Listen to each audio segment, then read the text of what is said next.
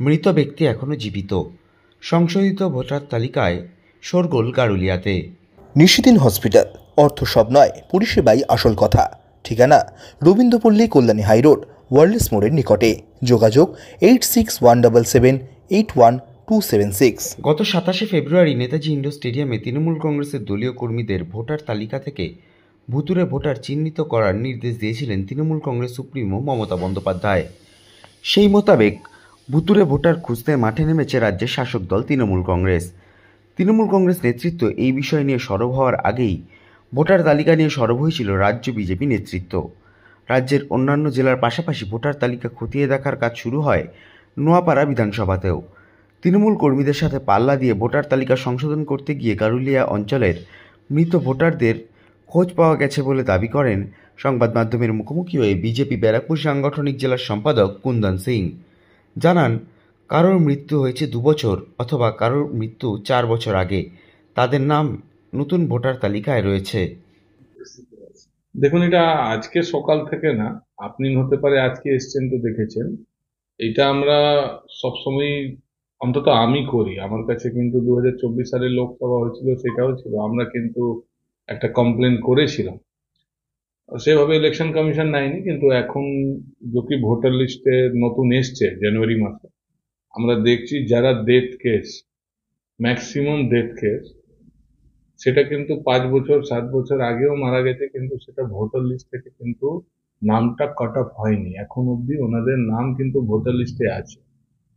এবার যারা মারা গেছে এই ভোটারগুলোই কিন্তু দেখবেন বিভিন্ন সময় শাসক দল ভোটটা পোল করে দেয়।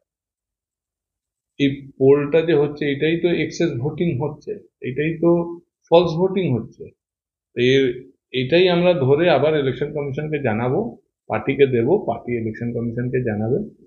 আমাদের যতটুকু করণীয় আছে আমরা কাজ করে পার্টিকে জবাবকে জানিয়ে দেবো। এখন তো অনেক দেখা গেল, কটা ওয়ার্ডে কতদিন এখন দেখা গেল।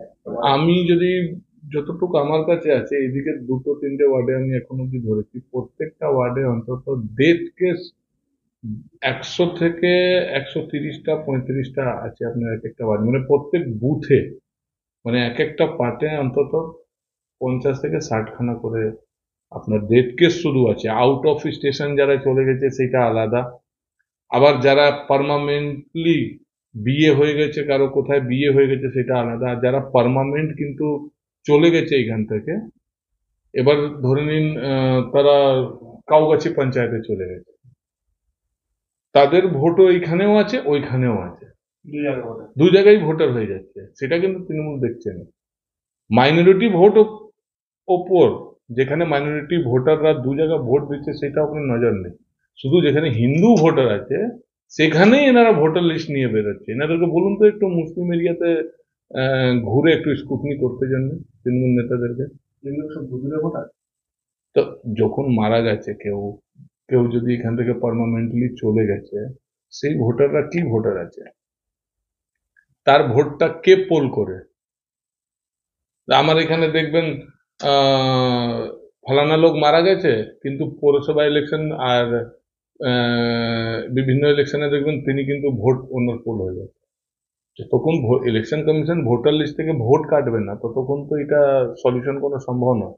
এটা তো ইলেকশন কমিশনের কাজ। যখন একটা লোক মারা যাচ্ছে তখন তার ভোটার কার্ড এবং রেশন কার্ড, ডেথ সার্টিফিকেট নেওয়ার সময় পৌরসভা থেকে তার ভোটার কার্ড রেশন কার্ড নিয়ে নিচ্ছে, রেশন কার্ড বন্ধ করে দিচ্ছে, ভোটার কার্ড নিয়ে নিচ্ছে। তাহলে তখন ইলেকশন কমিশন থেকে তো কাজ আছে কি ওই ডেথ সার্টিফিকেট এগেন্সে যে ভোটার কার্ড রেশন কার্ড নিয়েছে সেখানে ভোটার লিস্ট থেকে নামটা কেটে দিই। অপরদিকে গারুলিয়া শহর তৃণমূল কংগ্রেসের সভাপতি গৌতম দত্ত বলেন, তৃণমূল কংগ্রেস সুপ্রিমো যে নির্দেশ দিয়েছেন সেই মতোই আমার দলের কর্মীরা বাড়ি বাড়ি গিয়ে ভোটার তালিকা সংশোধনের কাজ করছে। ভুতুড়ে ভোটার দেখার দায়িত্ব নির্বাচন কমিশনের। বলছি যে ভুতুড়ে ভোটার বা ভুয়া ভোটার, এটা নিয়ে আপনারা নিশ্চয়ই এর আগে শুনেছেন যে আমাদের দলনেত্রী পশ্চিমবঙ্গের মাননীয় মুখ্যমন্ত্রী মমতা ব্যানার্জি এই ব্যাপারে সর্বপ্রথম তিনি আওয়াজ তোলেন এবং গত 27 তারিখে আমাদের যে সম্মেলন ছিল, সেই সম্মেলনে তিনি পরিষ্কারভাবে ভুতুরে ভোটার বা ভুয়ো ভোটারের সম্বন্ধে খুব পরিষ্কারভাবে বলেছে। সর্বপ্রথমে আমরা ভোটার লিস্টে যে ভুয়ো ভোটারে ভর্তি আছে এই ব্যাপারে আমাদের দলের পক্ষ থেকে বলা হয়েছে।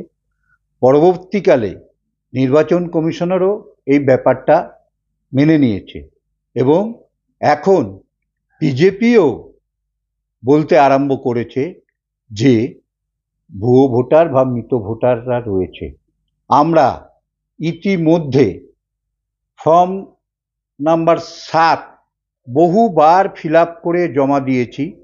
যখন ভোটার লিস্টের কাজ হয়, ভুতুরে ভোটার, মৃত ভোটার এদের ভোটার লিস্ট থেকে নাম কেটে বাদ দেওয়ার জন্য, কিন্তু আজ অবধি সেইভাবে কোনো কিছু করা হয়নি।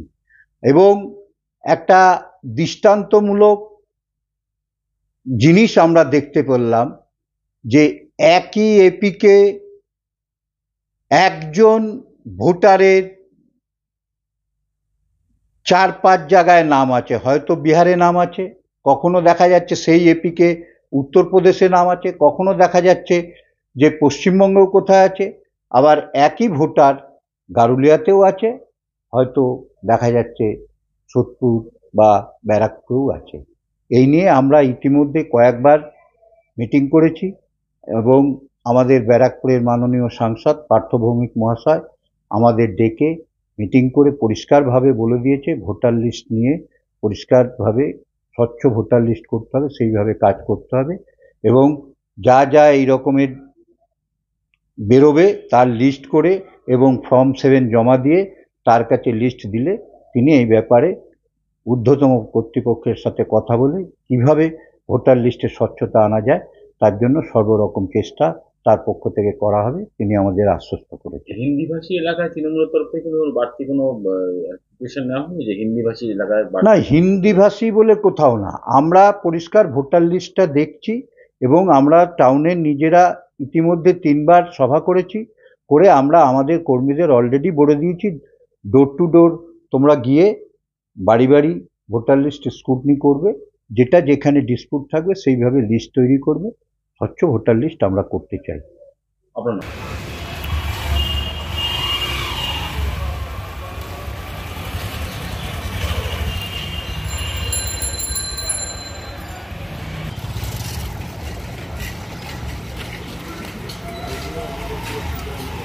নিশিদিন ডায়াগনস্টিক সেন্টার, এ কমপ্লিট ডায়াগনস্টিক সলিউশন। আমাদের ঠিকানা 144/1 সেন্ট্রাল রোড, আনন্দপুরি, ব্যারাকপুর, কলকাতা 122। আমাদের যোগাযোগ 9875338719। সাধ্যের মধ্যে স্বপ্নের ফ্ল্যাট খুঁজছেন? লাবণ্য গ্রুপের পক্ষ থেকে ব্যারাকপুর হরিসভা মন্দিরের নিকটে সোনাঝুরি আবাসন। থাকছে lift, top floor, set, 0% GST। এছাড়াও থাকছে ব্যাংক লোনের সুব্যবস্থা। ফ্ল্যাট বুকিং চলছে। আমাদের যোগাযোগ 7278200456।